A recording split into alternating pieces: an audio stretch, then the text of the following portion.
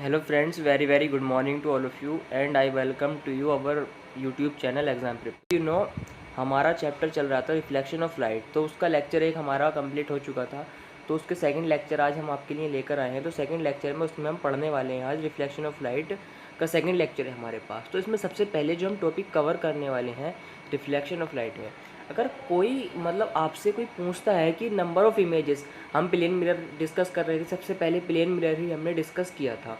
तो अगर आपसे कोई पूछता है कि number of images formed by ये प्लेन मिरर, अगर आपको एंगल दे दे और नंबर ऑफ़ इमेजेस कोई पूछे, तो किस तरीके से आप इमेज की नंबर निकाल सकते हैं कि कितने इमेजेस बन रहे हैं इस प्लेन मिरर में। तो इसे समझने के लिए आप हमारे साथ बने रहें और वीडियोस को लास्ट तक देखें। तो अगर हमसे कोई पूछता है कि number of images formed by ये प्लेन मिरर है, तो इन दो प्लेन मिरर के बीच जो एंगल है, वो एंगल इन दोनों के बीच जो इमेजेस बनती हैं वो कितनी इमेजेस होंगी, उनके नंबर्स कितने होंगे। तो अगर आपको नंबर ऑफ़ इमेजेस निकालनी, सबसे पहले आपको m निकालना पड़ेगा। तो m का जो वैल्यू होती है वो होती है 360 अपॉन थीटा। अब 360 अपॉन थीटा, तो अब 360 अपॉन थीटा में आपने देखा कि इफ़ m इवन, अब यहाँ पर इवन और ऑड की बात चलेगी। यहाँ पे नंबर सिस्टम में हम यहाँ थोड़ा जा रहे हैं।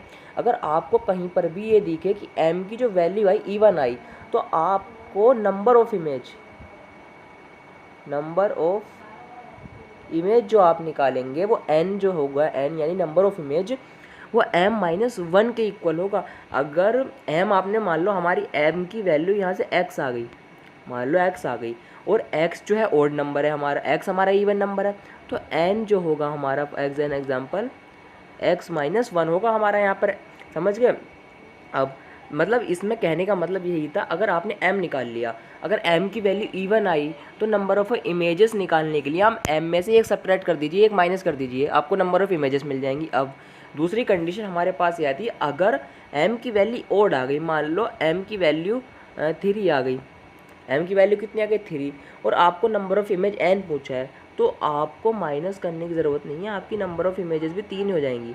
अगर आपको नंबर ऑफ़ इमेज यानी m जो है हमने एंगल थीटा से निकाला, m की वैल्यू ओड आ गई, तो आपकी जो नंबर ऑफ़ इमेजेस हो जाएंगी वो भी ओड ही हो जाएंगी, यानी जितनी m की वैल्यू होगी उतनी ही n की वैल्यू हो जाएगी। ओके, अंडरस्टैंड कि हमने यहाँ पे क्या समझा। अगर m की वैल्यू इवन आ गई, m की वैल्यू इवन आ गई, तो m-1 यानी कि एक कम हो जाएगी n की वैल्यू। जो अगर m की वैल्यू इवन आ गई, तो जो नंबर ऑफ़ इमेजेस होंगे m-1 होंगे, और m की वैल्यू अगर ओड आ गई, तो नंबर ऑफ़ इमेजेस जो होंगे n के बराबर ही होंगे, यानी m बराबर n, यानी नंबर ऑफ़ इमेजेस m की वैल्यू के बराबर होंगे।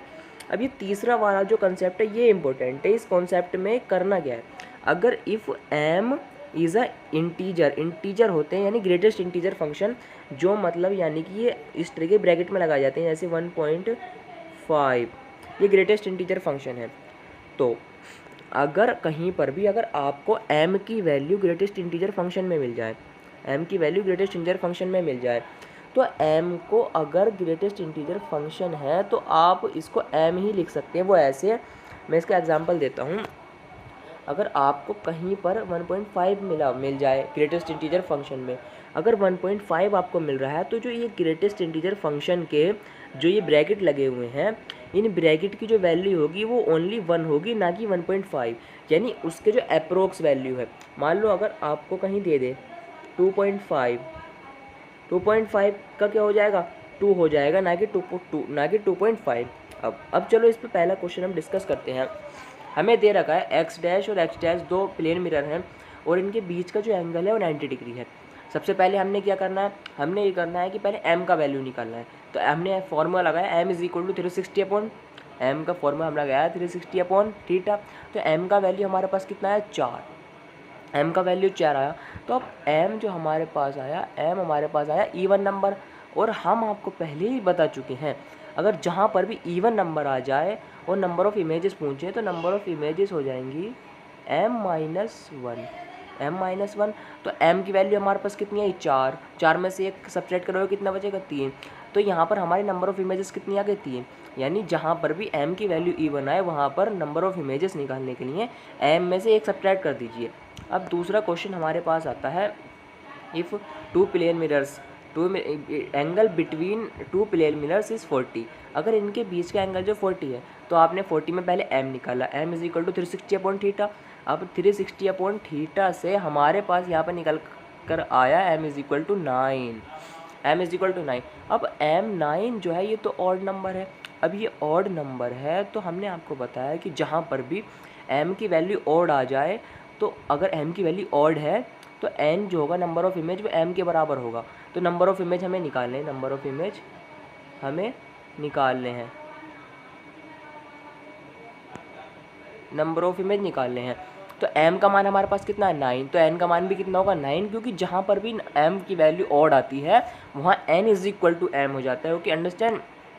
अब ये हमारे पास ये क्वेश्चन बहुत इंपॉर्टेंट है, ये क्वेश्चन इज़ इम्पोर्टेंट, ये बहुत ज़्यादा पूछा भी जाता है वैसे एग्ज़ाम में। तो अगर मैं मतलब कहूँ आपसे कि नंबर ऑफ़ इमेजेस, इसमें जो इनके बीच का जो एंगल है वो 80 डिग्री है, 80 डिग्री है, तो m निकालिए। m की वैल्यू कितनी है आपकी 4.5। तो m की वैल्यू जो हमारी 4.5 आई, ये हमारी ग्रेटेस्ट इंटीजर फंक्शन में आई, ग्रेटेस्ट इंटीजर फंक्शन में आई। तो इसकी वैल्यू आपको क्या लिखनी, 4 लिखनी, क्योंकि अगर 4 से ऊपर हो, कुछ भी एग्जैक्ट हो, अप्रोक्स हो, तो आप उसे 4 ही लिखेंगे। तो हमारे यहाँ पर 4.5 आई, तो 4.5 को आप क्या लिख सकते हैं 4, तो ये आपके नंबर ऑफ़ इमेजेस 4 आ गई। अब यहाँ पर बहुत ही इंपॉर्टेंट टॉपिक है, ये मैं डिस्कस करने वाला हूँ यहाँ पर। पहले क्वेश्चन पढ़ लेते हैं। If a man standing in front of a plane mirror, अगर कोई आदमी या कोई लड़की है, मान लो ये एक प्लेन मिरर के सामने खड़ी है। अब प्लेन मिरर है ये हमारे पास, ये हमारे पास एक ये हमारे पास प्लेन मिरर है। अब इसके सामने खड़ी है लड़की। तो अगर इस लड़की की हाइट h मीटर है, इस लड़की की हाइट कितनी h मीटर, और ये लड़की अपना जो पूरा जो इमेज है, यानी अपने आप को पूरा देखना चाहती है इस मिरर में। तो अब अगर मैं आपसे पूछूं कि इस लड़की को इमेज में अपना मतलब यानी कि मिरर में अपना पूरा इमेज देखने के लिए कितने हाइट के मिरर की मतलब नीड होगी, तो मैं आपको यहाँ पर सिंपल सी कॉन्सेप्ट बता रहा हूँ। अगर लड़की की हाइट h है, लड़की की हाइट h है, तो उसको यहाँ पर h/2 ऊंचाई के मिरर की नीड होगी। कितने की मिरर की नीड होगी, h/2 हाइट के मिरर की नीड होगी। क्योंकि अब मान लो लड़की की हाइट कितनी 1.5, और लड़की अपना पूरा जो इमेज है इस मिरर में देखना चाहती है, तो इसको जो मिरर की हाइट होनी चाहिए 1.42 होनी चाहिए। क्योंकि क्वेश्चन भी तो यही कह रहा है कि अगर कोई लड़की या आदमी किसी उसके सामने खड़ा है मिरर के, अब वो अपना पूरा प्रतिबिंब मिरर में देखना चाहता है, पूरी इमेज देखना चाहता है, तो उसे किस हाइट के मिरर की आवश्यकता होगी, यानी किस हाइट के मिरर की नीड होगी। तो यहाँ पर सिंपल सा कॉन्सेप्ट है, अगर जो इंसान मिरर के आगे खड़ा है, उसकी हाइट h है, तो मिरर की हाइट h/2 होनी चाहिए। बस सीधा सा कॉन्सेप्ट है ये। अब बात करते हैं हम स्फेरिकल मिरर। अब स्फेरिकल मिरर में तो आज हम डिस्कस करेंगे आज हम केवल कॉनकेव मिरर डिस्कस करेंगे। अब कॉनकेव मिरर वो होता है जिसका ये जो बाहर वाला जो ये होता है ये रिफ्लेक्टेड होता है, ये यहाँ से रिफ्लेक्शन होता है यहाँ से। तो अब ये हमारे पास क्या है पोल।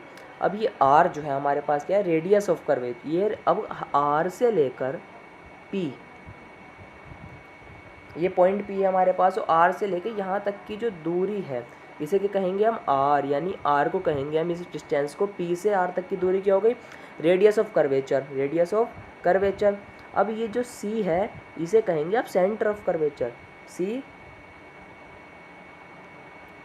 सेंटर ऑफ कर्वेचर, और ये हो गई रेडियस ऑफ कर्वेचर, ये हो गई हमारे पास रेडियस ऑफ कर्वेचर। अब रेडियस ऑफ कर्वेचर जो होती है मैं आपको यहाँ पे बता दूँ, ये हमारे पास रेडियस ऑफ कर्वेचर जो होती है, अगर मैं आपसे पूछूं कि रेडियस ऑफ कर्वेचर कितनी होती है, तो रेडियस ऑफ कर्वेचर होती है 2f के बराबर। अब 2f के बराबर हमारी रेडियस ऑफ कर्वेचर होती है। अब f क्या है, तो f हम अपने अगले लेक्चर में डिस्कस करेंगे। तो आप इतना यहाँ पर याद रखिए कि पहला पॉइंट जो होता है पोल होता है, उससे कुछ दूरी पर जो होता है यानी कुछ डिस्टेंस पर होता है r, और r से कुछ ही डिस्टेंस पर होता है सेंटर ऑफ कर्वेचर यानी c, और r की जो वैल्यू होती है 2f के बराबर होती है। अब यहाँ पर एक पॉइंट है, यानी कि इसे याद रखना है पॉइंट को कि image formation in A concave mirror is always real. यहाँ पर जो इमेज रियल और वर्चुअल इमेज आगे हम डिस्कस करेंगे, यहाँ पर जो इमेज बनेगी वो ऑलवेज रियल होगी। सो मैं कुछ एग्जांपल दे रहा हूँ कॉनकेव मिरर के। तो कॉनकेव मिरर ये हमारे पास जो हम घर में यूज़ करते हैं, ये जो मिरर होता है ये सब घरों में यूज़ करने वाले मिरर होते हैं। अब कॉनकेव मिरर का एक काम होता है कि कॉनकेव मिरर छोटी चीज़ों को यानी छोटी छोटी वस्तुओं को मैग्नीफाइड कर देता है। क्या करता है? मैग्नीफाइड कर देता है। मैग्नीफाइड का मतलब होता है यानी बड़ा कर देता है। अब एक चीज़ बताओ, डेंटिस्ट यूज़ करते हैं, आपका जो दांत दिखता है उसमें तो छोटे सारे दांत को भी बहुत बड़ा उसका इमेज दिखाता है। तो यही उसका काम होता है, यही उसका काम होता है यानी कि कॉनकेव मिरर का। तो हमने जो आज यहाँ पर डिस्कस किया, आप सब लोग हमारे साथ बने रहें। अगले लेक्चर में इससे आगे की बातें हम डिस्कस करेंगे, कॉन्वेक्स मिरर डिस्कस करेंगे और उस पर न्यूमेरिकल लेंगे। Thank you.